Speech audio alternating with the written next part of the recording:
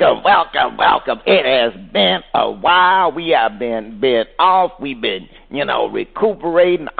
We ready to go into the fall, and you are listening to Bras, Panties, and Sports. I'm Spitface, and I'm here with the always classy and sometimes sassy host of this show, the First Lady of Sports Talk, the one and only Shoyo Smith.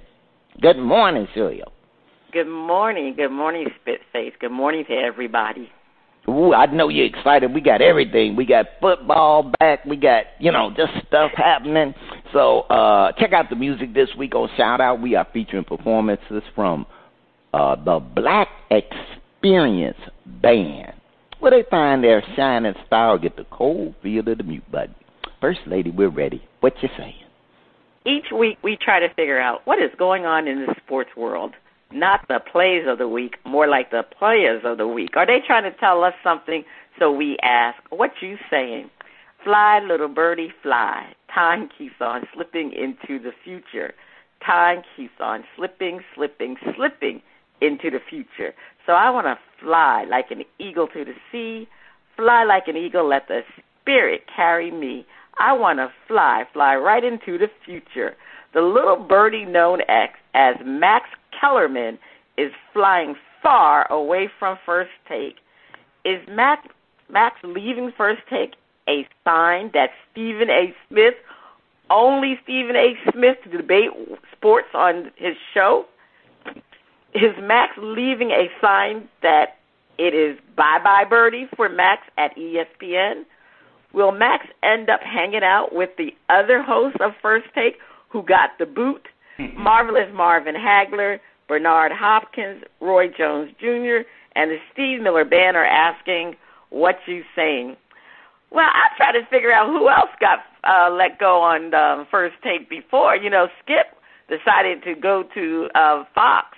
He received much more money. Now, I'll be honest with you, Spitface, when it was called Cold Pizza, I don't know if everybody remember, First Take is a rebranding. It was originally called Cold Pizza. I didn't really watch it back then.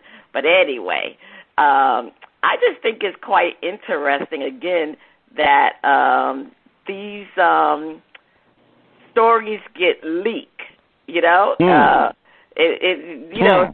all these stories about ESPN moves and maneuvers are ending up in everybody's blogs.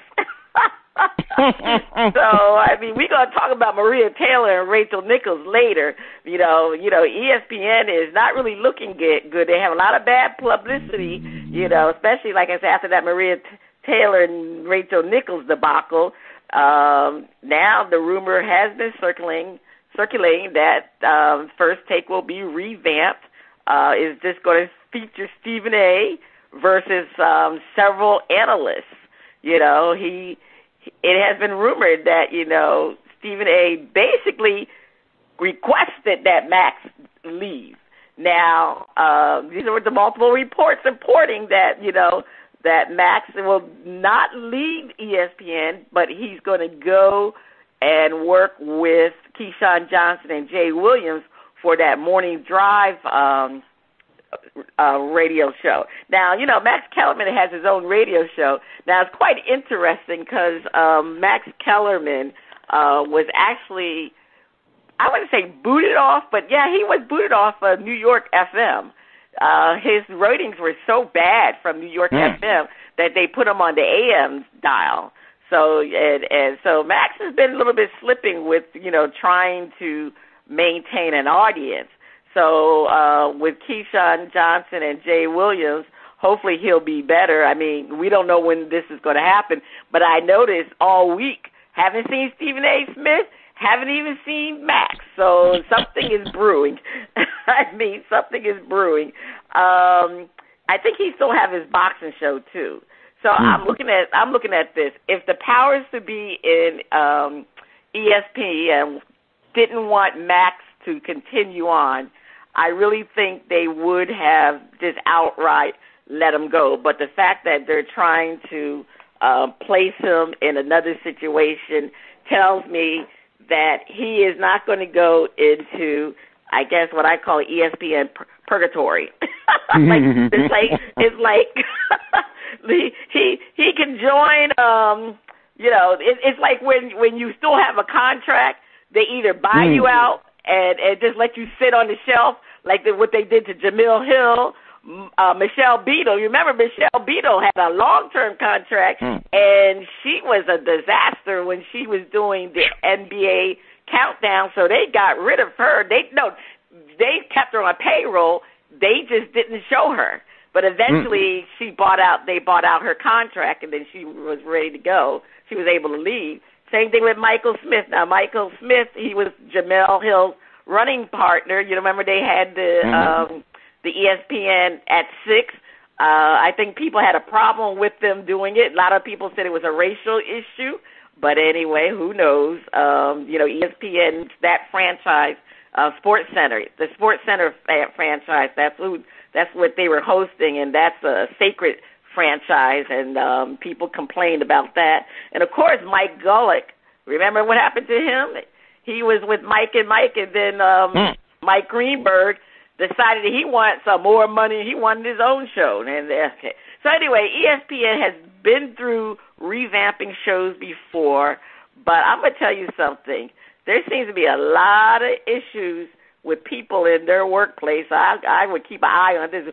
Who knows if EEOC will start investigating upper management actions because it seems like they just kick people to the curb. They got rid of a lot of journalists. They laid off a lot of people.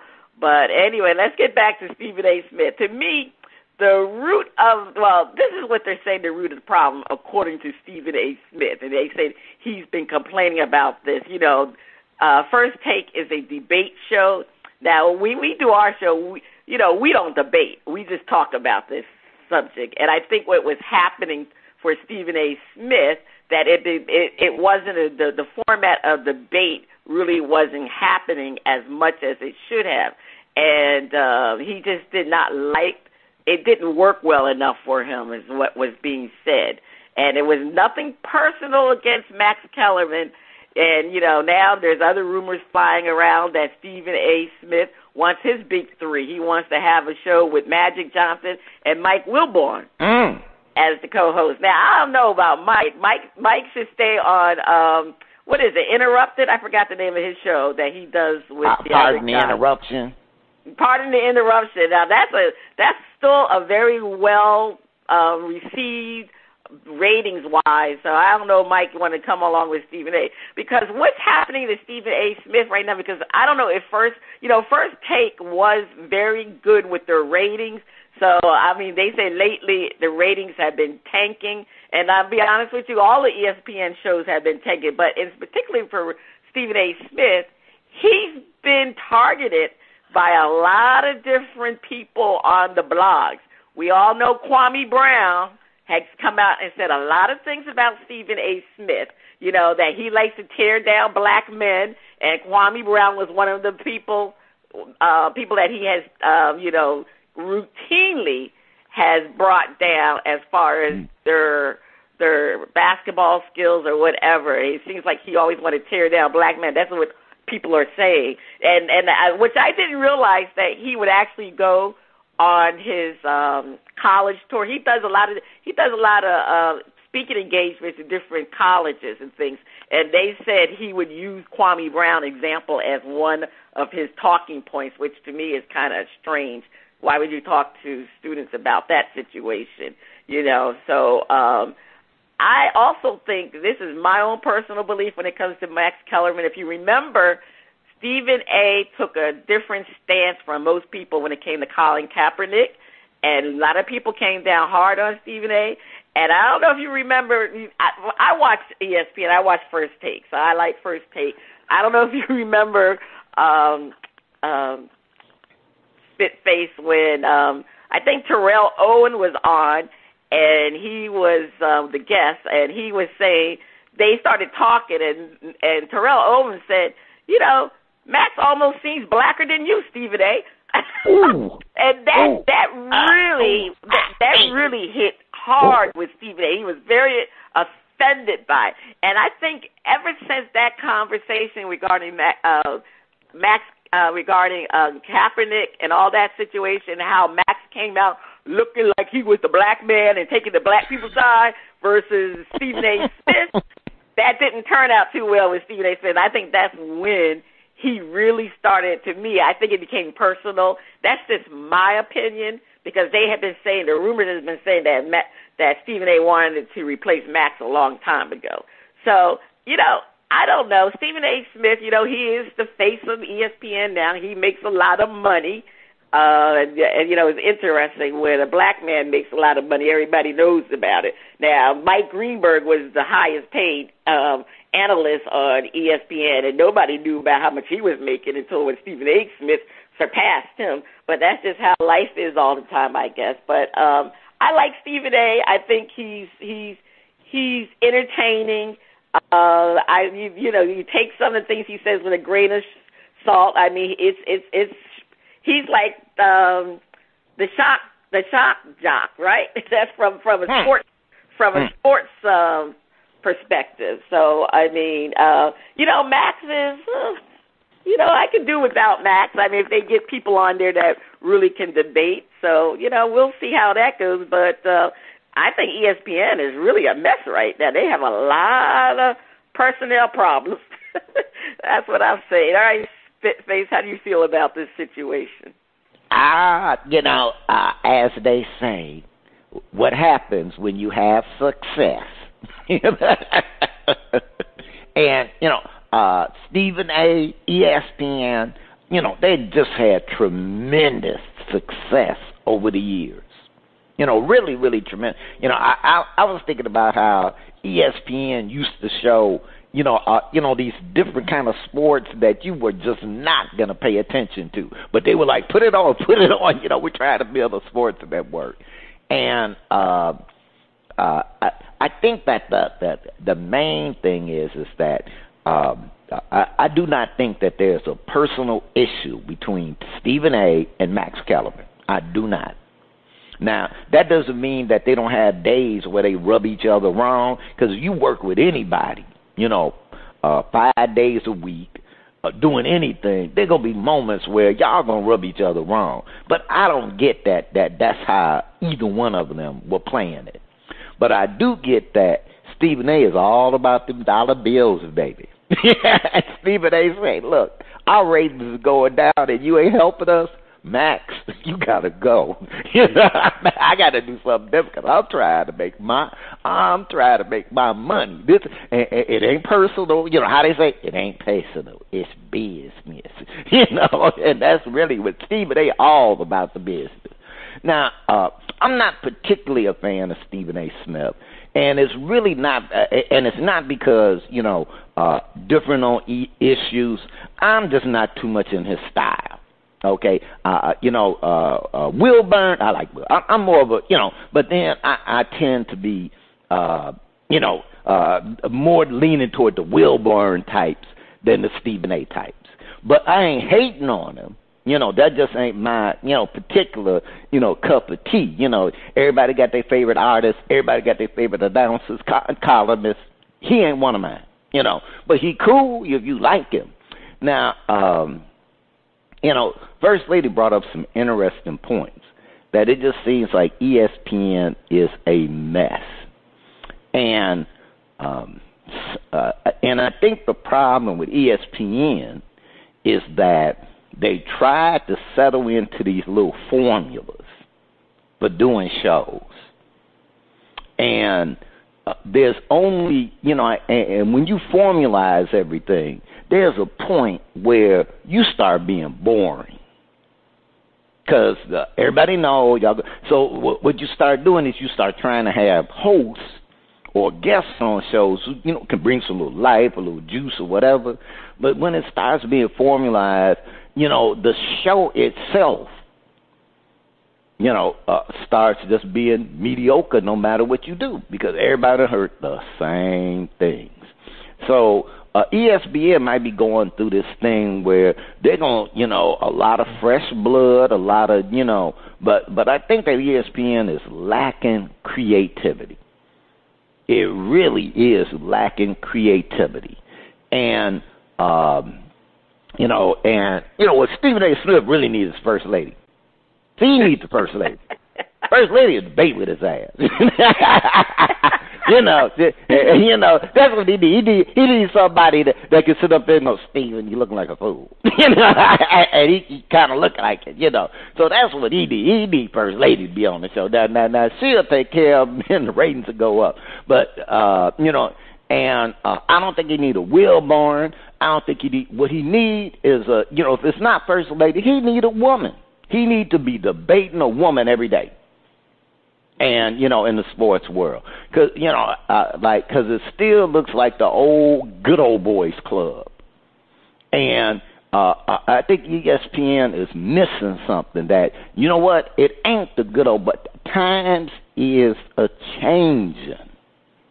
And while, it can be debated how ESPN is working with that as far as putting women in better positions and putting them in slots, So, I can't, it can be debated, but they've been doing it, because they've been doing it and say, look, we've been doing it, maybe not at the, it can be debated, should we be better? We probably should be. But I think they really, really seriously lack creativity. And, I think that they're looking at things, unfortunately, from the old white men's club. It's still about the old white men. And the audiences today, listeners today, even sports fans today are just super diverse. And taking folks and putting them in an old white man formula, but diverse folks, it'll work for a while, but they need some serious creativity. And, I really think that they need to just get rid of the executive management and bring in some people with fresh ideas, fresh talent, willing to push some boundaries. Otherwise, we got the top personalities, but we still giving you the same old garbage. So, First Lady, and Max, I don't know, Max. I kind of like Max. He all right, but Max, I'm glad you made your checks, brother. That's all I'm saying, First Lady. That's all I'm saying. Oh, well, they do got a women's show. I think it's First Take, Her Take. It's all women that's a radio show that they do provide. But I do agree with you, like you said, the point that you made about the lacking creativity, because from, you go from Get Up, then you get into First Take, and what is said on Get Up predominantly is repeated on First Take.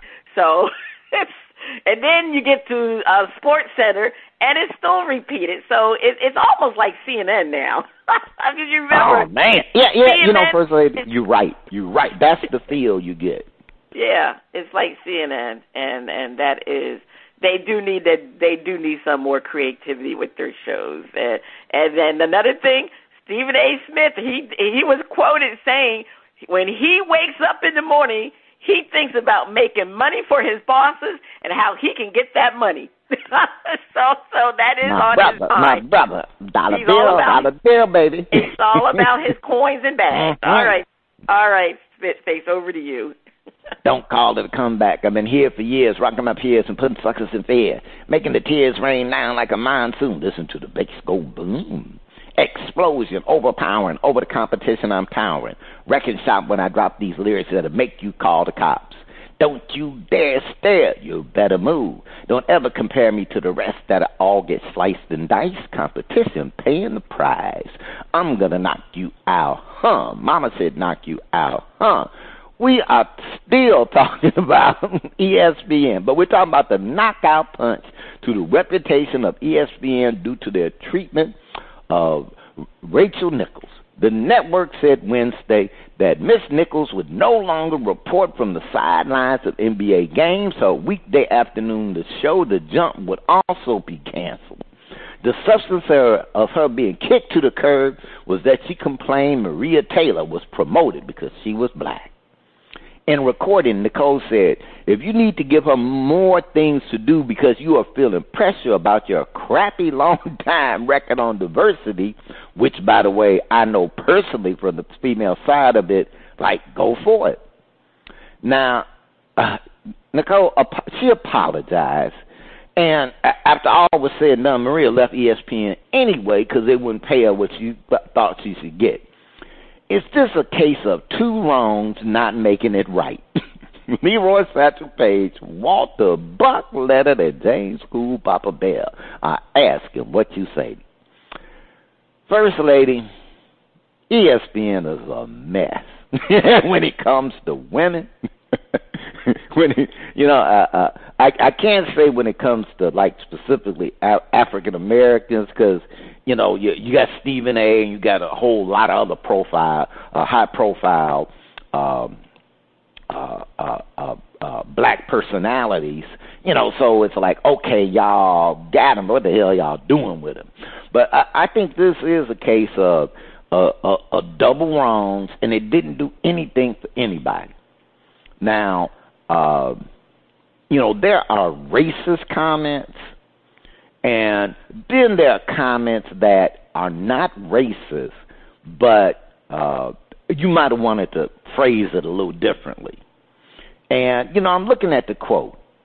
If you need to give her more things to do because you are feeling pressure about your crappy long-time record on diversity, which, by the way, I know personally from the female side of it, like, go for it. Now, if she is intimating that, look, you just did it because she black. Well, I don't consider that racist given ESPN. I consider it more like, look, now, hey, we got to do, and we are referring to women, got to jump through hoops, to get up. Now, I might have an advantage because I'm a, quote, white woman, but I'm still being treated like a woman. I'm still being treated second. I ain't saying that my black sisters are being treated any better, but come on, because we have seen the game called, you know what, I can hire this black man who's well qualified, got these skills. I can hire this woman, black or white, who's got all these skills. Well, I'm going to hire the woman because then I done took care of both of them. I done solved my diversity problem and still exclude. We done seen that. And and it can be the flip side. Well, hey, look, I don't want to get, the First Lady mentioned, will EEOC get involved? But, you kind of wonder, because I wonder, people who got contracts, I got to go, maybe it's a different kind of world, because they got contracts to protect them where ordinary employees don't. But, you look at it, you go, well, what is ESPN trying to accomplish?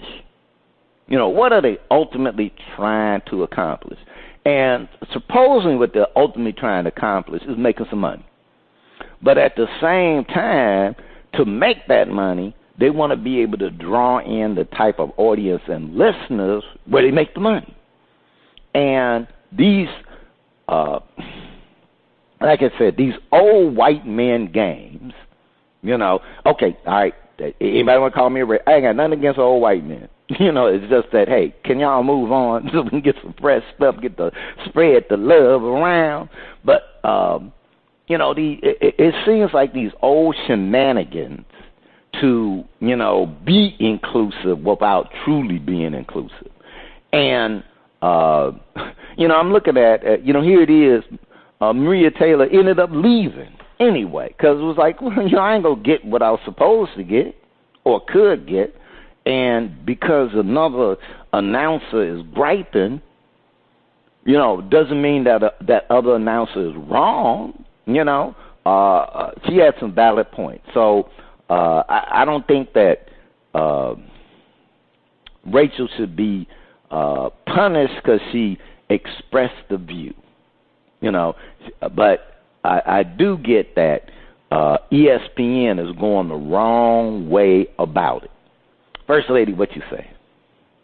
totally went the wrong way about it. Because you know what? This whole story took place not this year. It took place last year, the last year, when they were in the bubble, when they had the finals in the bubble. This is when this situation actually happened, because she was in the bubble in her apartment, and it was wired. I mean, it was a hot mic, I guess. She didn't turn something off or whatever. But that's how poorly ESPN handled this whole situation. They should have resolved that situation a long time ago. But what happened was, I'm going to tell the story the way that supposedly the story was told. When whoever was working the servers took it off of the servers, what she said, and they passed it out to all the African American employees. That's what happened. And somebody gave it to Maria Taylor. Now, the person who gave it to Maria Taylor, she acknowledged that she gave it to Maria Taylor. They had the nerve to suspend her. They didn't even. I'm like, wait a minute. Why not suspend the person who took the information off of the server? I don't know if they don't have a system that they could really find out who did that. But anyway, that's how this all got out, and they should have addressed it at that point. The reason why they felt compelled to address it as a knee-jerk reaction is because when it hit the New York Times, that's when they had to address it. Because supposedly when the whole incident took place, Maria Taylor refused to work with Rachel. That's why Rachel wasn't doing the sideline, because she refused to work with her. She did the sideline, but what it wasn't live. It was pre-recorded. Not the sideline, but her when she interviewed people, it was pre-recorded. So Maria Taylor insisted that she did not work with Rachel. But, I'm going to be honest with you, Spitface. I was very surprised Maria Taylor got that position. I'm going to be honest, and my reason why was because when I think about the NBA on ESPN, Maria Taylor's name doesn't even come into my first three people. I always think of Rachel Nichols. She did the jump. Okay, Ramona Shelburne. She's one of the analysts. She's an insider. Jackie McMullen, who just recently retired. And Malika Andrews, who's been doing the reporting. So when they said they gave it to Maria Taylor, I was very stunned because Maria Taylor predominantly did football. She did NFL. She did college football. She may have done some college basketball. But, when it came to the NBA, Maria Taylor wasn't even involved. Now, don't get me wrong. She's a very bright person. She's very attractive. She comes off knowledgeable. She actually did a very good job running the NBA Countdown show. And I think what it was supposedly Rachel Nichols said it was in her contract that she would be the host just for the finals. It wasn't that she was griping and complaining about being the NBA Countdown host in general. It was just for the finals. That was in her contract, supposedly. So when I say ESPN has messed this up all the way, if that was in her contract, they should have honored her contract. They're the one that put the thing in her contract. So that didn't even make sense to me. You agreed to the terms. That's right. You agreed to say that you wrote. Yeah, that's right. That you agreed to, right. Also, I forgot about Lisa Salters. Lisa Salters used to do the NBA sideline reporting, too. So anyway, that's why I said Maria Taylor doesn't come in mind. But there's been rumors to know who leaked this to the New York Times. Now, yes, Maria Taylor was, because like I said, it was a year later. Maria Taylor was involved in a contract dispute. Now, supposedly, they offered her $5 million last year when it was they were in the bubble. She felt that she should have been receiving Stephen A's money. Now, I'm going to be honest with you. I'm all for people making money, but I'm sorry, Maria Taylor. If you were given offered $5 million, she should have taken that $5 million because that was a lot of money to me. And what happened was a year later, they only offered her $2 million. And that's when the whole thing, when she was in a dispute.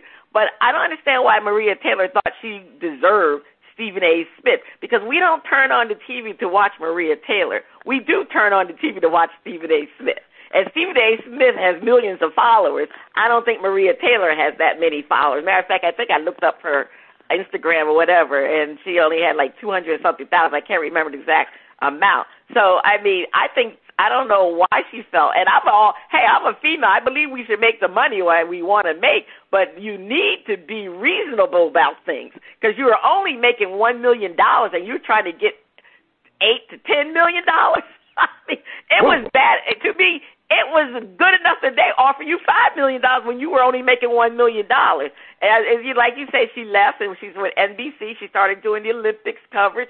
I would love to know, because I haven't heard anything as to what she received from NBC Sports. It's very interesting to see, because I seriously doubt they offer her $5 million. But I doubt that too, First Lady. I really thought, $5 million, and you're going to turn down that. But anyway, getting back to Rachel Nichols, I really think she's getting a raw deal out of this whole situation. I don't know if it was, I don't know if these recent terms were mutually agreed upon. They're canceling the jump. Now, Rachel came out with statements. She said she that was something she was able to create. So I get the impression that show is owned by her. You know what I mean? Some people come and pitch shows, and I think she pitched the show to ESPN because why would they cancel it? I thought the ratings were good for The Jump. A lot of people watch The Jump, especially if you're an NBA fan, and the fact that they're canceling and they're going to rebrand it. It's like, for example, when Dan Levitar left. He had the show, I can't remember the name of the show, that he used to do with his father. Remember the show he used to do with his father? Yeah, that was They created that show for him. Yeah, they created, what'd you say? That was a funny show. Yeah, they created that show for him, and guess what? When he left, and he left also, he's another one that left ESPN. Basically, they kicked him out, if you wanted to be honest with you. They kept that show going. So it gives me the impression that Rachel Nichols owns the rights to The Jump. So if she appears somewhere else, like I can see her going to TNT or NBA TV. I can see that being a show on NBA TV. So I really feel that she's getting a raw deal because she was frustrated. Because like I said, if it was in her contract, she was very frustrated. And keep in mind, they're holding her accountable for something she said that was illegally taken from their server. So like I said, ESPN has a lot of problems. I've had years working in health information management, maintaining people's confidentiality with their medical records. To be honest with you, they broke every darn rule regarding confidentiality. That was in her apartment. That was her phone, and they leaked that information. To me, the person who leaked that information originally should have been fired immediately, and they should have some system to be able to determine who leaked that information. So, like I said, there's a lot of issues with ESPN. I don't know. They're having a lot of problems. They're not handling things proactively. Like I said, this situation should have been handled last year, and if they handled it last year when it first appeared, I don't think we would have all these issues. Maybe Maria Taylor would have stayed on the show with them, and they could have worked out a situation that Rachel stayed on. But I guess they just felt now that they had to revamp the whole situation. Their show, their station right now is a darn mess. That's saying it lightly. That's just saying it. Like I said, they do need to see EEOC. Then EEOC needs to come in there and do an investigation. That's all I'm saying, Spitface. All right. Well, First Lady, please take us to break. Okay. Stay tuned. Coming up next, we'll have a performance from Black Xperience Band on Shout Out Part 1. Free Rachel. Free Rachel.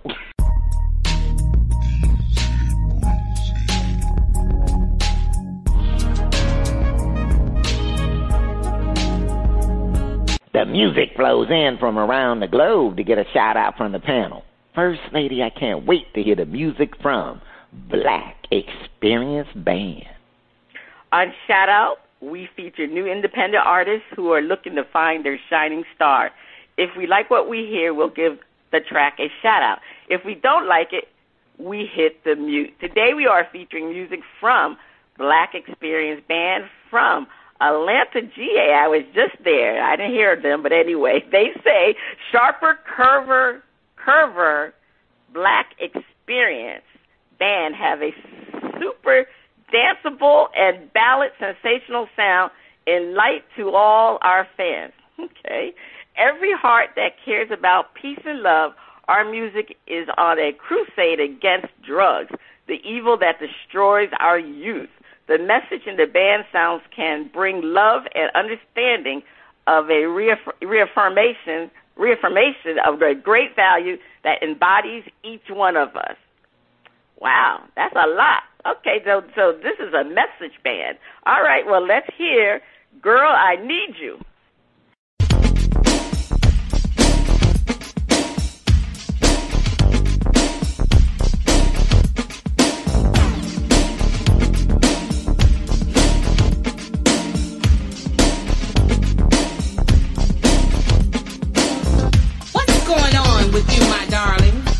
Nothing going on but the rent, my dear. Nothing but the rent. Hey, girl, why you wasting all my time with all your talking lies? Don't you know there are many slimmings waiting in the wing? Girl, what is his problem? I don't know, honey. I think he's sick in the head. Come here. Girl, come here. Who is Mr. Who's talking to me? He's sure not talking to me. Yes, I am talking to you, my girl. Girl, I'm out of here. You know I love you. Girl, you're so true.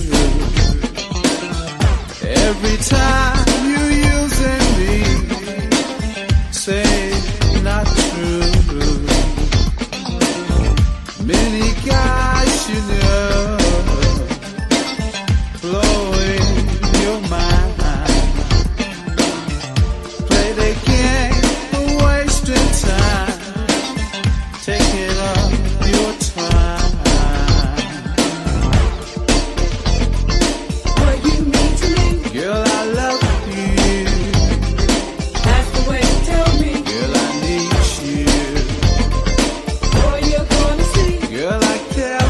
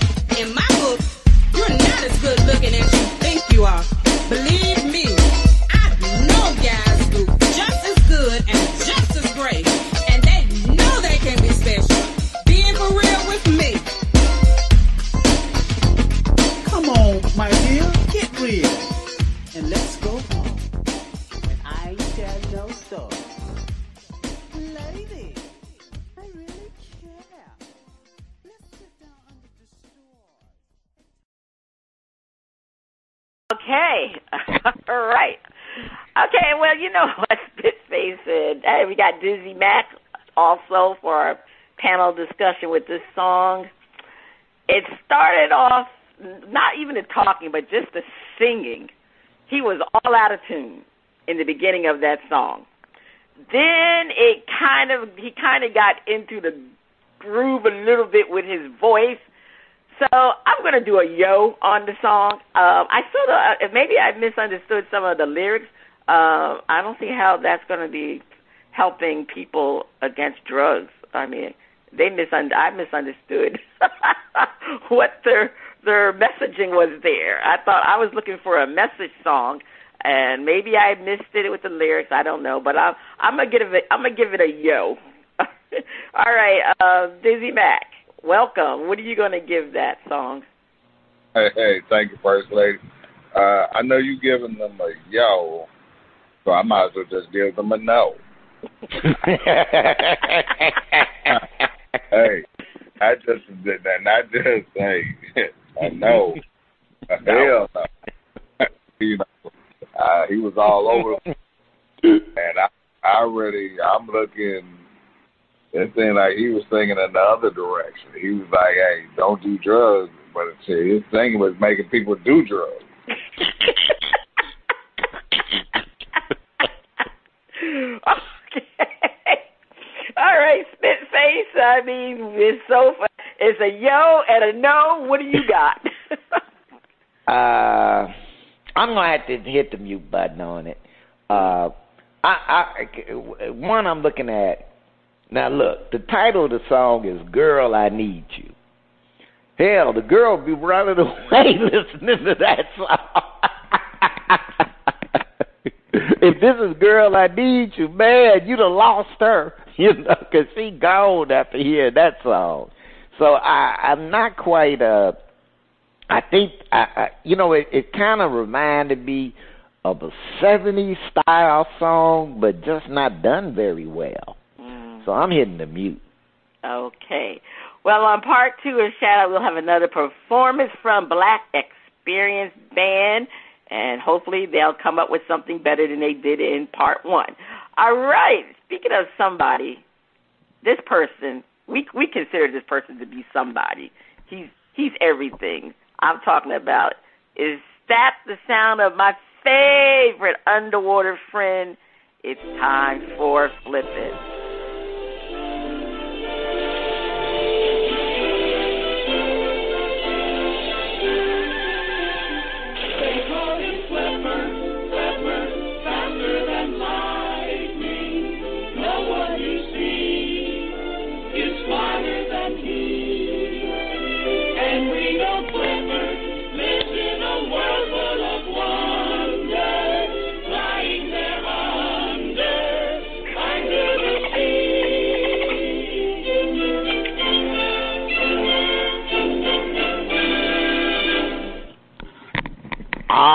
All right, it's time for Flip It. And, you know, and Flipper is so happy that hurricane went the other direction, but Flipper's kind of sad because Flipper don't want nothing to happen to New Orleans and everybody else, but Flipper is happy that it did not hit his neck of the woods. So I hear you, Flipper. Now, time for Flip It, where hosts defend a point and then flip the script and defend the opposing view. Jake Paul, YouTube sensation, is taking on Tyron Woodley, former MMA champion. Is this a real match or hype? Panel defend. Jake is looking for recognition from the boxing community, and Tyron is looking for redemption and a fresh start. This is the real deal. Now, they got they have 3 8-minute rounds. Jake Paul is 3-0 to knock them all out. And Tyron Woodley was a former mixed martial arts champion. So he's been in there. And he kind of went out on kind of a sour note. Tyron lost the last 4 of his fights. So for him, this is a matter of, hey, I want to jump back in, get a few more paydays. And, this is a big deal for Tyron. And this is a big deal for Jake. This is not, we going to play pity pat. They go get in there, and Jake is going to be trying to knock Tyron out. He's bigger, younger, faster, and he want to knock Tyron out. But Tyron want to knock Jake out. So I think that this is going to be this is going to be a good old battle here. So we in for some entertainment. Dizzy Mac, defend.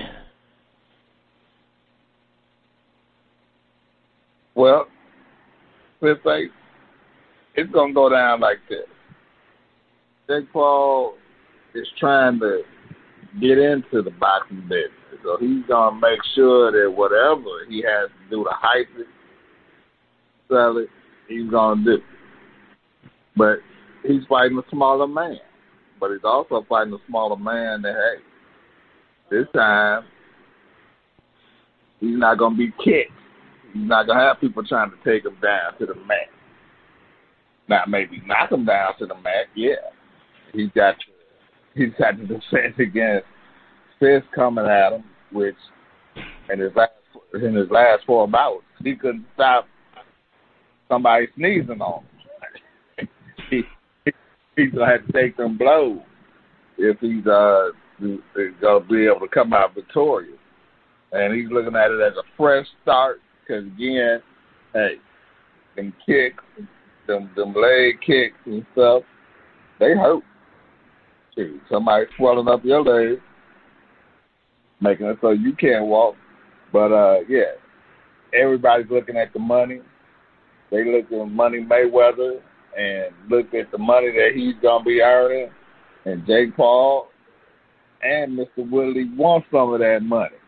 He's like, hey, it's being thrown around. All we got to do is market it, do our best to hype it, and we'll have people coming in getting it on pay-per-view because the other champions ain't boxing nobody. They ain't even want to box themselves. So, hey, what else do we have to do? What else are we left with? Watching these clowns, bounce up and down, hold on to each other, mouth open, tired, breathing on each other, hanging on to each other. So, yeah, this is going to be the test to see who's got the most showmanship in them. Fresh start, recognition, or is it all just a premonition? All right. Okay. All right. First Lady, defend. Well, obviously, this is a big deal for both these fighters. I mean, Jake Paul pretty much has been very calculating with how he picks his opponents. He looks at things that's going to make him look good. He gets opponents that, he's pretty much sure that he can beat. So this is going to be interesting because Tyron Woodley, he, like you said, Spitface, he's lost several fights, so he really needs to come back if he wants to have another big payday. And so, I mean, Jake Paul has the followers, so the fight will, I'm pretty sure it's sold out, and it's going to be watching, and people are going to be watching on pay-per-view. And, Jake Paul, this is a name for him. If he can win a fight over Tyron Woodley, people will start taking him very seriously. I mean, this is a former MMA champion. So I know he also fought Ben Askren, who was an MMA champion also. But this is a big deal for both of them because Tyron Woodley, he definitely does not want to lose to a YouTuber. I mean, even though Jake Paul is starting to prove himself that he can box, I mean, this is a big deal for both of them because if Jake Paul wins this fight, people really will start taking him very seriously about his boxing. And, I mean, because then he'll be 4-0. and he's fought several different types of boxers. So, you know, he has good range and things. He's still young. He's 24 years old. So it'll be interesting because from my understanding, Floyd Mayweather is help training Tyron Woodley, right? That's what I think I read that, you know, was happening. So, you know, hopefully Woodley won't underestimate the way Mayweather underestimated Logan Paul. But, you know, I really think this fight, I really think it's going to be a good fight. So I don't consider this to be a fake fight. I consider this fight to be the real deal because you got two people in that ring that wants to prove themselves. You know, Woodley, he can't lose to Jake Paul because if he loses to Jake Paul, you might as well say his career is over. That's how I look at it. Now, Jake Paul is taller than Woodley. But, you know, let's face it, Woodley is the MMA champion, so he has the tools to put Jake Paul on his back. And you will see how it goes. But like I said, Jake Paul, he strategically picks fighters to improve his overall performance, his overall cachet, I guess. To make people believe that he really is a top-notch fighter. So this will be interesting. I'll definitely be watching. Not paying for it, but I'll be watching. All right, it's time for, you know, we flip the script and defend the opposing view. Jake Paul has fought 3 contenders who were retired and over the hill, and he's fighting another retiree. Even if he wins, he is Jake the Fake. You know, this thing about, you know, this what's interesting to a little point is that these YouTubers have learned how to generate an audience, a following, and generate enough where people in the boxing and in the fighting world have to pay attention because they're a draw, because this is all about the money. Now, any other boxer athlete who had fought 3 retirees, folks who done came out of retirement, you know, even Woodley ain't fought in. How old is Woodley? 59? You know, so I'm going to fight somebody that's 15 years older than me. And First Lady made a point. He's real strategic. Let me pick people who the odds are, because they've been retired, they ain't been fighting, then I'm going to win. And, you know, I think Money Mayweather really disgraced boxing with that fight. He really did. Because here you are, you know, a world champion, multiple titles, you know, dude. And you gave this YouTuber way more respect than he deserved. But it's a money thing. You know, if you can draw the followers so we can see the money, well, we're going to buy because it's a money thing. It ain't about the, you know, I'm going, where's pride in your sport? You know, you going to come from, you know, your sport. You know, do you have pride in your sport, or is it just the money? And I guess for some, look, it's just the money. But I looked at it. If Jake wins the fight, he wins it. He knock out Tyrone. He is still Jake the Fake.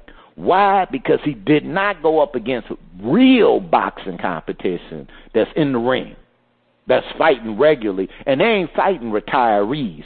They fighting others that's in their age group dominating. But this YouTube glorification is all a bunch of crap. It's all a bunch of crap, and I cannot wait. And this is the thing where they're gonna get over. Jake Paul is gonna probably fight another couple of over the hill folks, build that reputation up because they were big names, and then actually get a big money fight with one of the guys in boxing who's doing something and get his butt whipped. So I say Jake is a fake. Dizzy Mac, defend. Well, Jake the Flake is, fighting over-the-hill contenders. Or I should say over-the-hill pretenders. They just making money. And, hey, Tyron Woodley is just another of his Retiree of the Month Club opponents. Hey, what else can he do? But, hey, he's found the niche.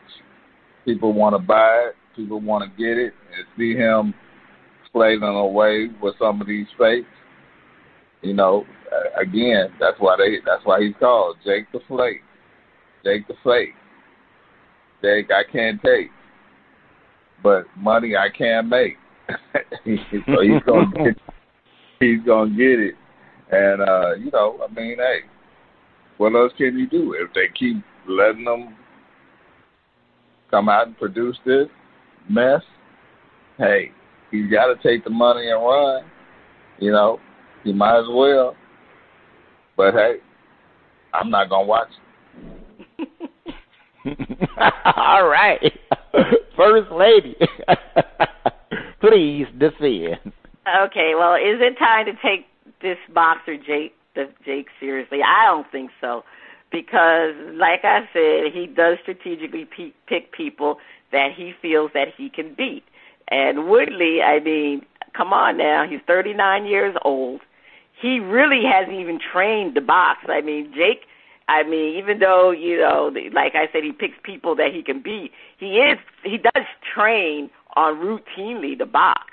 Now, Tyron Woodley hasn't trained to box. So that's the reason why, again, to me, Jake and that whole Paul family, they're fakers. I mean, because they need to go up against somebody that really wants to box them. That's how I look at it.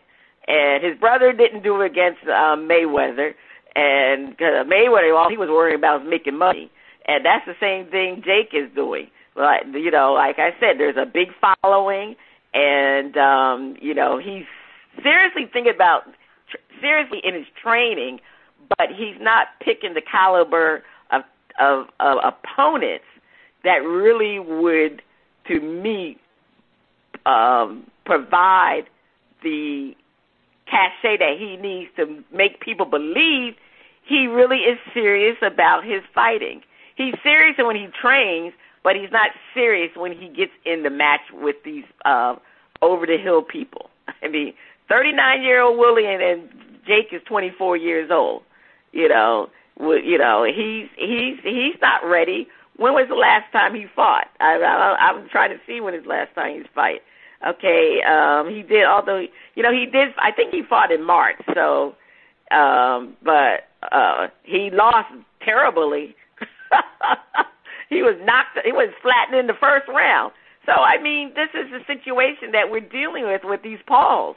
I just think they're making a mockery out of boxing right now. And it's interesting because boxing, was obviously a great one-on-one sport, but right now, to me, it's a mockery. And like you said, Spitface, Mayweather has done it when he took on Logan Paul. And Jake Paul, again, he's not fighting the people that really states that really would show that he has competent competition. Because what we're getting now is a farce. And Jake is the fake. Jake is the fake. So Jake is proving that, hey, get you a big YouTube following and you'll be able to get an ex-champion who's been retired to fight you, and hey, I defeated Money Mayweather, or I got a draw with me, but First Lady, please take us to break. Stay tuned. Up next, the funnies and our favorite underwater friend on Flip It Part 2. Free Mr. Vine. In a hurry.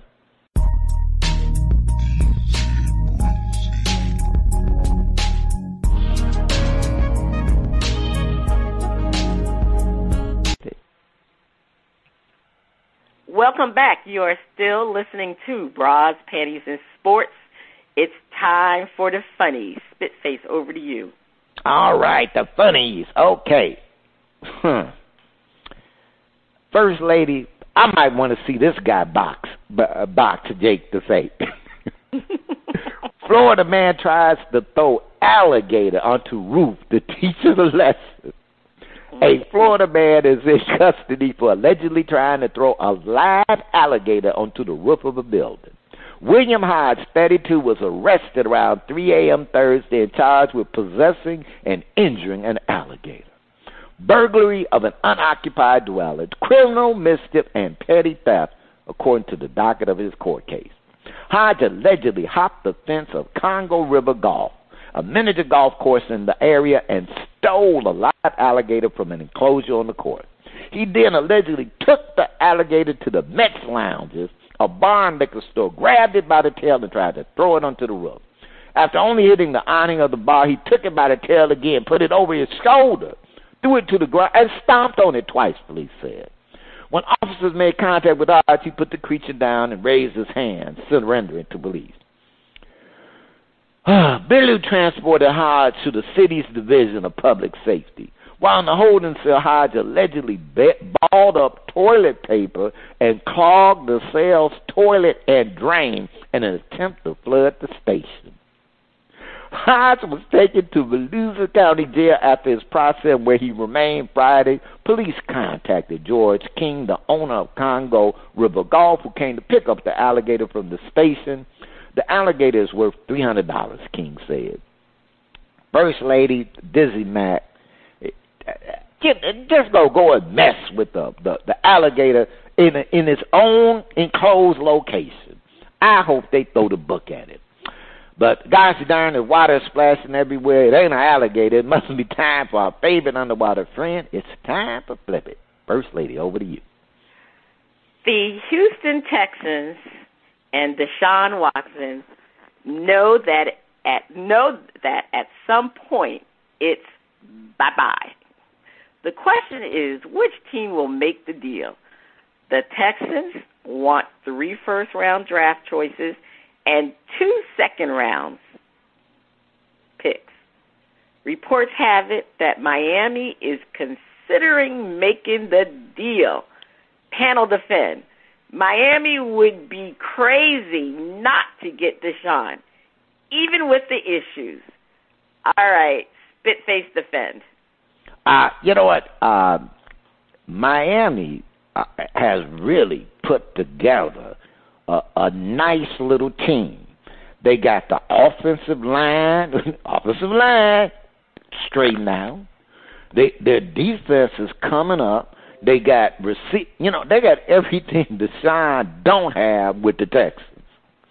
So Deshaun could throw that ball. Deshaun, was like the number 3 rated quarterback on a sorry Houston Texans team. So for Miami to get Deshaun, and they ain't got to deal with Tom Brady playing for the Patriots, Miami could start challenging again. And so right now, you got a shot to get a premier quarterback who can lead your franchise for the next 10, 12 years and put you on track to win a Super Bowl. You got the picks. That's the thing. Miami can give up. That Miami has built well, so they can work out a deal. And Deshaun has his off-field issues. He had, things going on, but it's worth rolling the dice. They'd be crazy not to do that. It's worth rolling the dice. All right. The gambler man. All right. Dizzy Mac, defend. Hey, I know how it is getting down on one knee, shaking and rolling. The Dolphins, that's a mighty, mighty big offer. You gonna take on somebody who could be going to jail? Hey, I don't know. I mean, that's Miami. You know, Brian Flores will be on a fast track so fast out of South Beach. His head to be spinning. No. You know, I mean, I know he's not the only one making that deal, but he's probably looking at it like, hey, y'all gonna sacrifice me basically for making the deal because, you know, he's not gonna play. He's not gonna play without being suspended, maybe even doing some jail time if, you know, things go the wrong way for him. 3 first-round draft choices, 2 second-round. Hey, you might as well just take a knife and slit your wrist. That's a lot. That's a lot. You know, I know he's, you know, on the trading block, but hey, Miami would be crazy. You know, and they looking ahead. We need to get them because they're not convinced about Tua. They're not convinced. They are not drinking the Hawaiian Punch Kool-Aid. Hey, we may have to wait because we know what Watson can do. You know, a couple of years off or something may preserve his body, but we know what he can do. So let's go ahead and just make the deal because we know what we're getting. We're getting another bad boy down at South Beach. Hang out with the big boss, Rick Ross. All right, hanging out with Rick Ross. Well, you know, to me, I think if Miami goes along with this trade, I think it's a win-win because, yeah, Tua is there, but let's face it, Tua is still a rookie.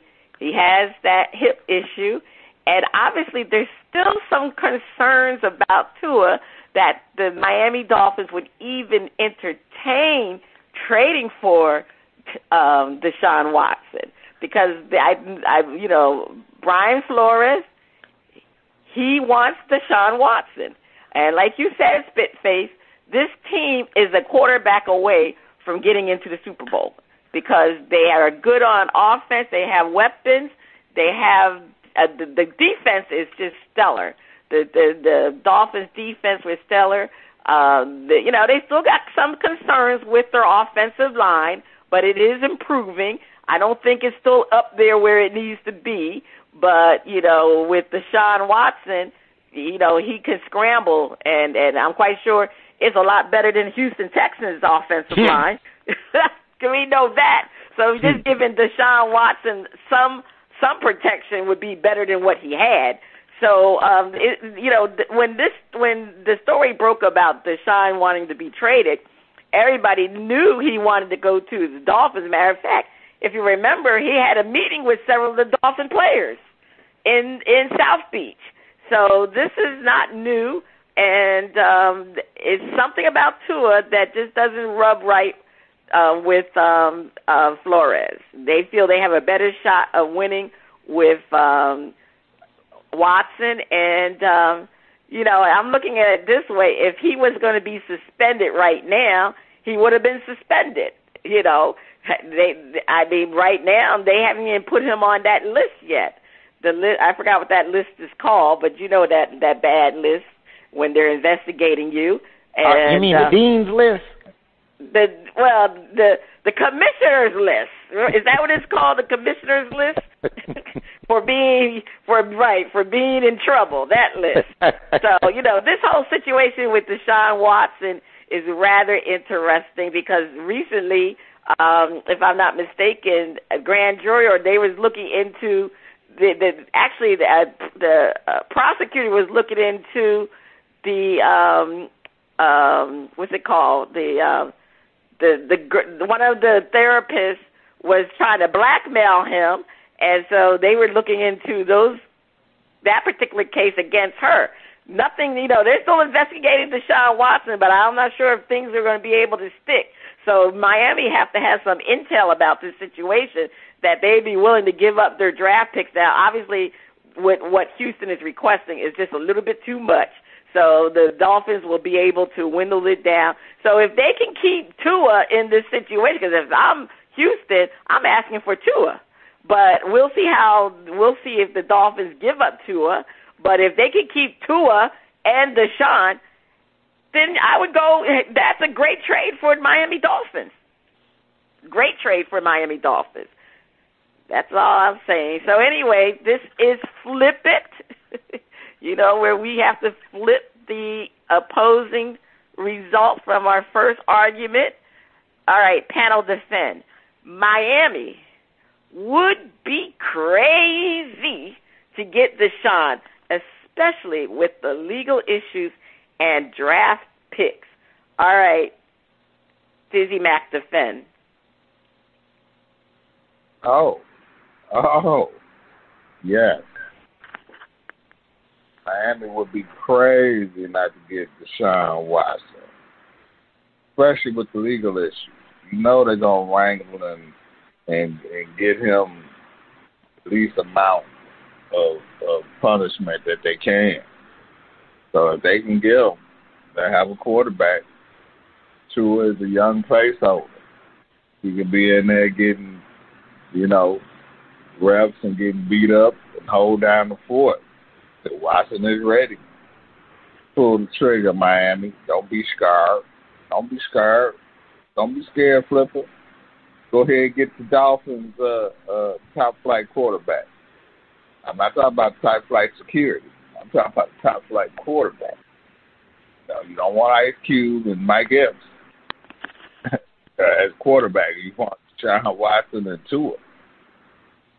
Yeah, they would be crazy if they don't pull the trigger on this deal. Because you can always mine for talent, come up with veterans who are better than draft picks, especially, with the way the talent pool is out there. You got talent that's lifting weights or playing on other teams, buried on the depth chart.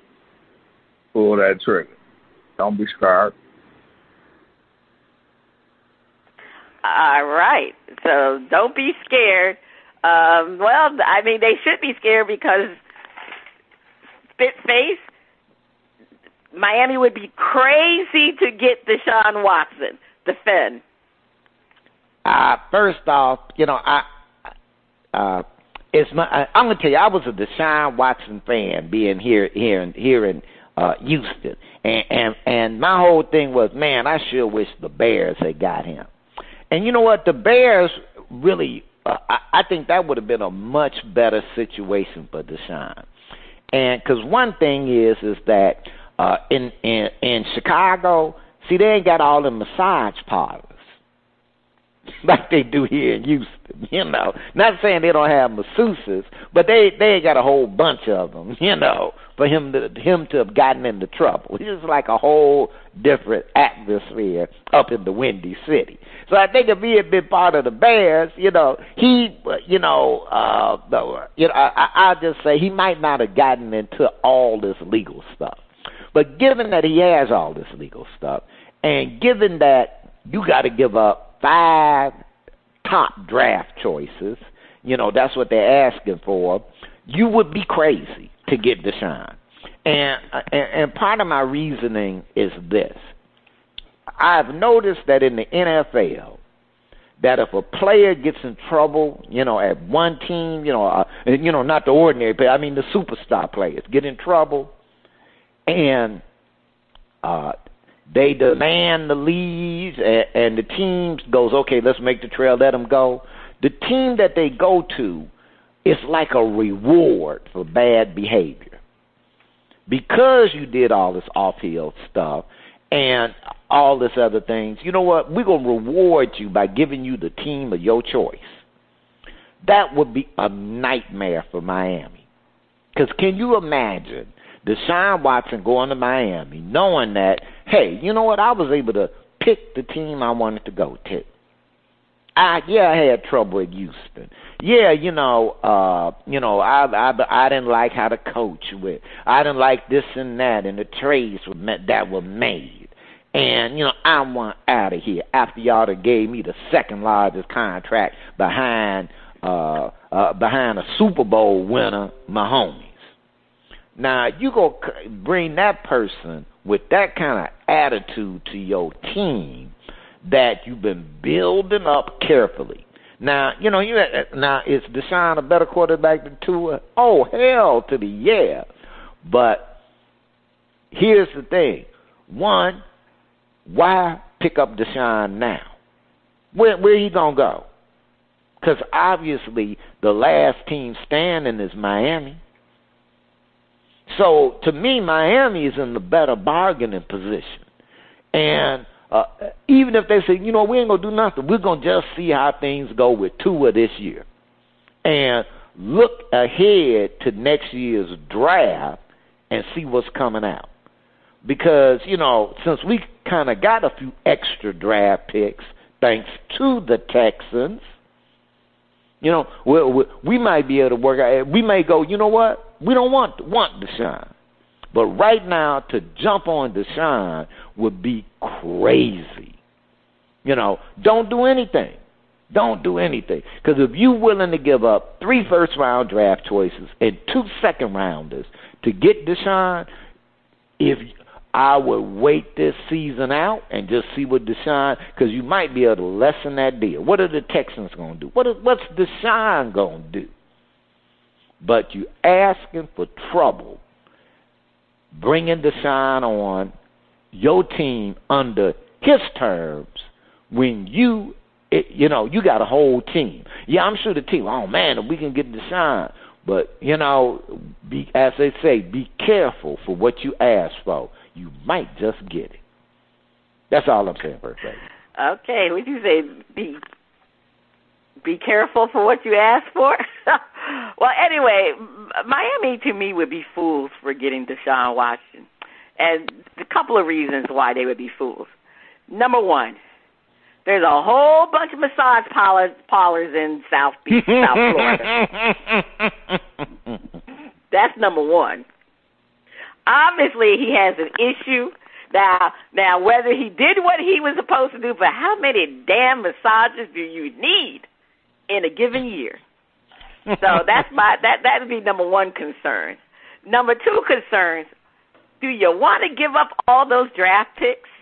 Now, granted, Houston's going to ask for the moon, and the only thing you're going to do is give them some stars. So I'm quite sure Miami's not that crazy to give up all them draft picks. I mean, and the other thing is, what are you doing to the psyche of Tua? First, last year you pulled them out, and you started with Fitzpatrick. And then, of course, when the Dolphins were winning with Fitzpatrick, you bench Fitzpatrick, and then you put Tua out there, and half the team was upset with that decision because they thought they were winning with Fitzpatrick. So why you keep the team, for some reason, they have Tua on a yo-yo. I don't understand what's going on. I mean, I live here in South Florida, and as a matter of fact, I've been here 20-something, almost 22 years, and I've decided this year to get Dolphin season tickets because I'm getting rid of my Heat season ticket. I don't feel the heat anymore, so I'm gonna swing over to the Dolphin side. Oh well. Yeah, well, it's less games. It's too many games in the NBA, and I wasn't going. So I'm becoming a Dolphin fan, and now you treating Tua like he's a stepchild. So I don't understand what the Dolphins are doing, and they would be crazy. Build his confidence up. Let him know that he is your number one quarterback. Obviously, you're not, because you're thinking about getting Deshaun Watson, but why would you get rid of all of those draft picks? You've done a wonderful job of building through the draft, building with free agents. You have a team. Let Tua be your quarterback for the future, not Deshaun Watson, because you want to know something? You don't know what Deshaun Watson's future is going to be. At least you know what Tua's future is. Deshaun Watson could be in jail as far as we can tell, especially if any of those cases come to fruition. So, I mean, this is crazy. I mean, I don't understand it myself, but them Dolphins, hey, stay away from Deshaun Watson. No way. All right, Spitface, over to you. Take us to break. All right, on the other side of the break, we have another performance from Black Xperience Band. Hope they do better on Shout Out Part 2. Please, please, please, please, please stay tuned. Red-headed stepchild.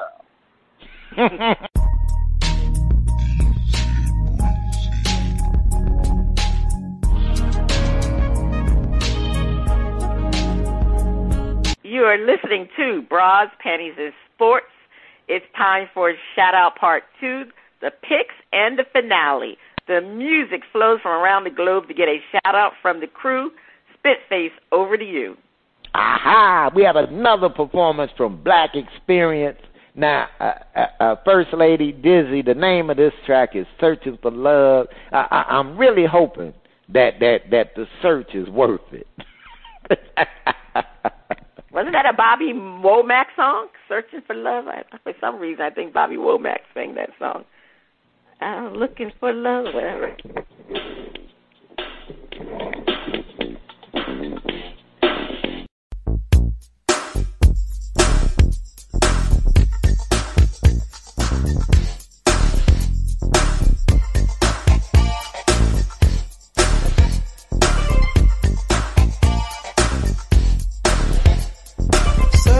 Today, what my love is really all here. May not find you, baby. Trying to tilt away our time. No a good situation. Got to find no matter what, yeah. Have to keep on looking, baby. Searching day by day. Hey, Choco. Every day, searching. Every day, searching for your love. Every day, searching. Every day, searching for your love. I really believe in myself. How I really feel, yeah. No, I cannot qualify you unless you feel the same way. Our love could be so strong. Got to find no matter what, yeah. Got to keep on dropping, baby. Searching day by day. Hey, Choco. Every day, searching. Every day, searching for your love. Every day, searching. Every day, searching for your love. So the time is right. How I really feel, yeah. You know I'm coming halfway. The way I really feel, baby, is how I really feel. Girl, what I can see in you. Every day, searching. Every day, searching for your love. Every day, searching. Every day, searching for your love. Pretty lady, searching every day. Go ahead, make my day. The future is now. So brothers and sisters in radio land, let's deal and deal and be for real. Every day, searching. Every day, searching for your love. Every day, Touching every day, you know you can see every way. One girl makes my day. Two girls has my way.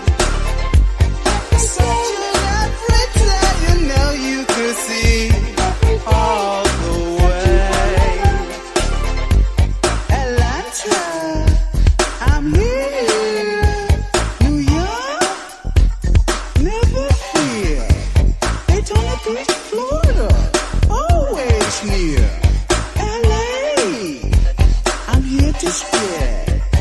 Black and white. Brown and yellow. All the USA. England. Japan.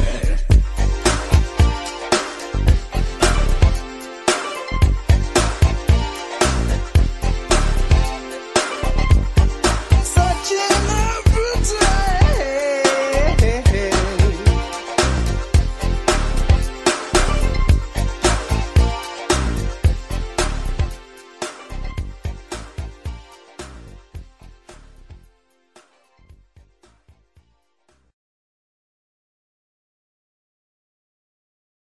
Ah, yes, music to fall asleep on. I mean, that was Searching for Love. First Lady Dizzy Mac. I'm hitting the mute button. I was hesitant about hitting the mute button because I really was looking for the snooze button. Because that song did nothing but put me to sleep. I had to take a shot of coffee doing the performance. And mute button. Dizzy Mac, what's the verdict? Hey, you know what?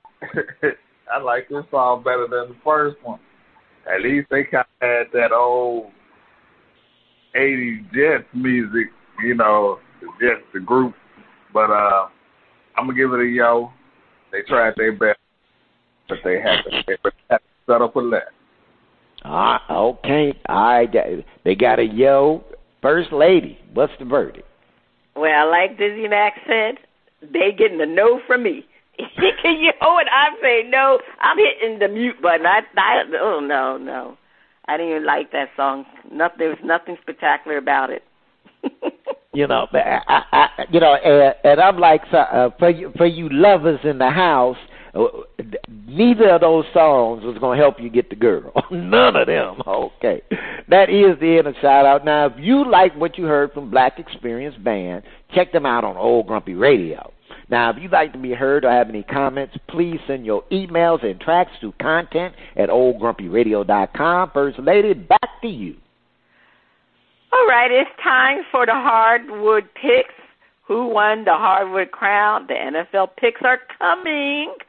Well, unfortunately, with travel and the production staff just couldn't get everything together. There's really no excuse because we've had a long break, so they should have had things together. But you know, when the mice is when the mice away, the cat will play. When the cat's away, the mice. I mean, when the cat will play, the mice will play. I got that backwards. When the cat's away, the mice will play. That's what happened with the production crew. They was playing around because I was away.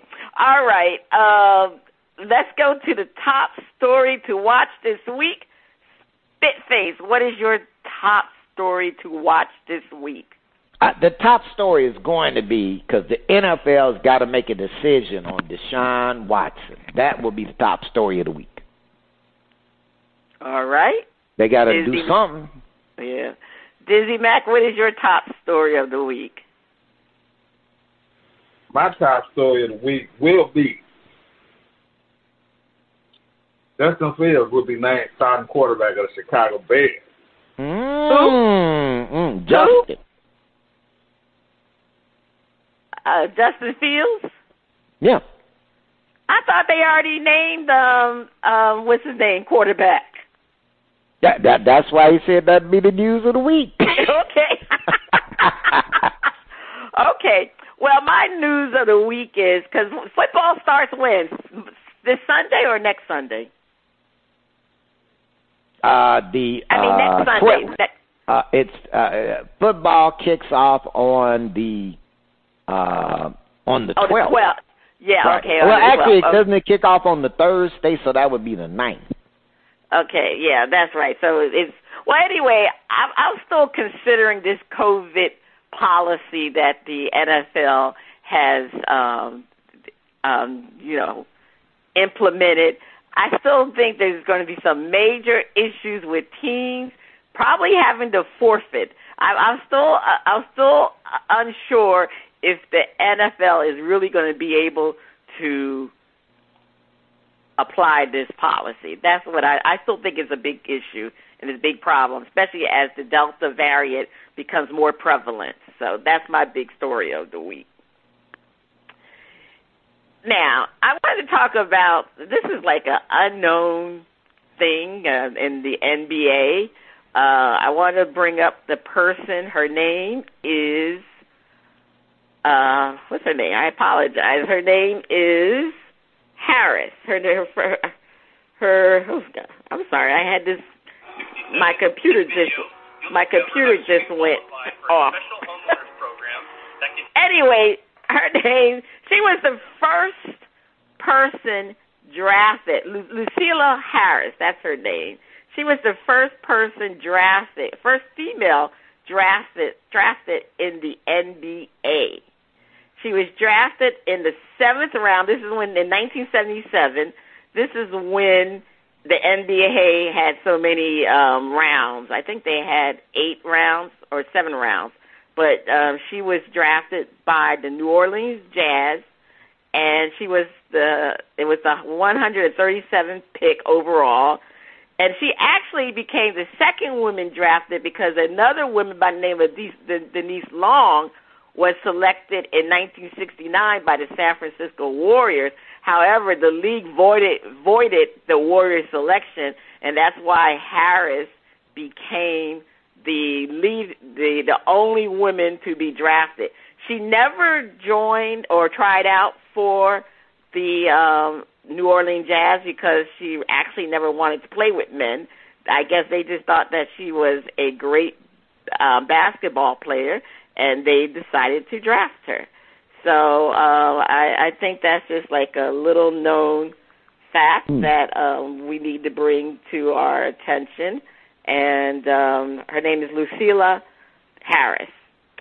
All right, shout out to Veterans Women's Enterprise Center on our partners in empowering our women warriors fighting the business battle. Visit them at veteranwomen'sec.org, veteranwomen'sec.org, and that's without an apostrophe. We have upgraded our new website, Bras, Panties, and Sports.com, to service you better. All right. This has been Cheryl Smith, the First Lady of Sports Talk, Spitface, and we welcome back Dizzy Mack.